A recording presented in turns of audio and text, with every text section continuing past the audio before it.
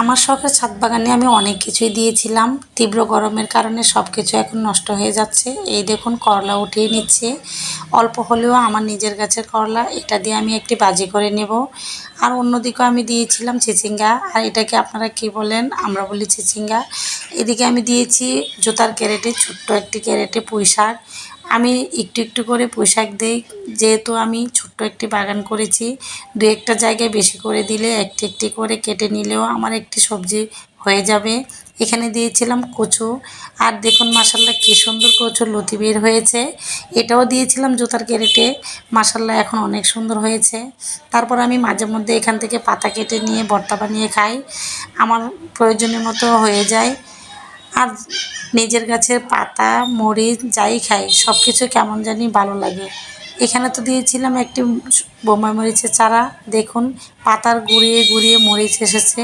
আর এই মরিচটা আমার অনেক পছন্দ, তাই আমি কষ্ট হলেও মরিচের চারাটাকে যত্ন করে রাখি। মাশাল্লাহ ইদানিং অনেকগুলা মরিচ বের হয়েছে। এখান থেকে আমি মরিচ না নিয়ে তারপর আমি অন্য জায়গা থেকেও আরও অন্য কিছু নিয়ে যাব আজকে। এই দেখুন পুরাতন একটি টমেটো গাছে টমেটো এসেছে। আর অন্যদিকে বস্তায় দিয়েছিলাম পুঁই শাক, এই পুঁই শাকগুলো মাশাল্লাহ অনেক সুন্দর হয়েছে।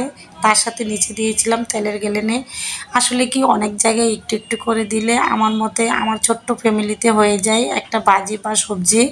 তারপর আমি সাথে উঠিয়ে নিব কাঁচামরিচ। এই দেখুন ছোট ছোট তেলের গেলেনে আমি কাঁচামরিচের চারা দিয়েছিলাম।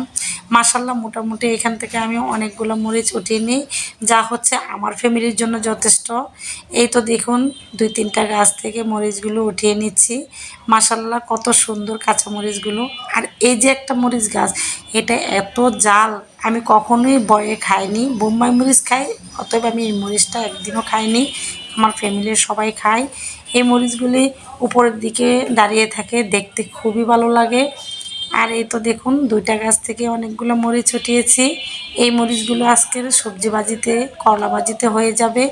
এদিকে তো আমি সব মরিচ নিলেও বোম্বাই মরিচ তো নিতেই হবে।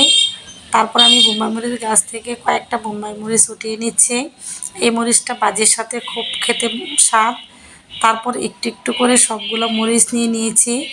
আসলে আমার নিজের বাগানের যে সবজিগুলো একটু একটু করে উঠিয়ে নিই, আমার কাছে এত ভালো লাগে। এই তো দেখুন সব মিলিয়ে টুকটাক একটি বাজারের মতো হয়ে গেছে। আজকে আমি এগুলো রান্না করব।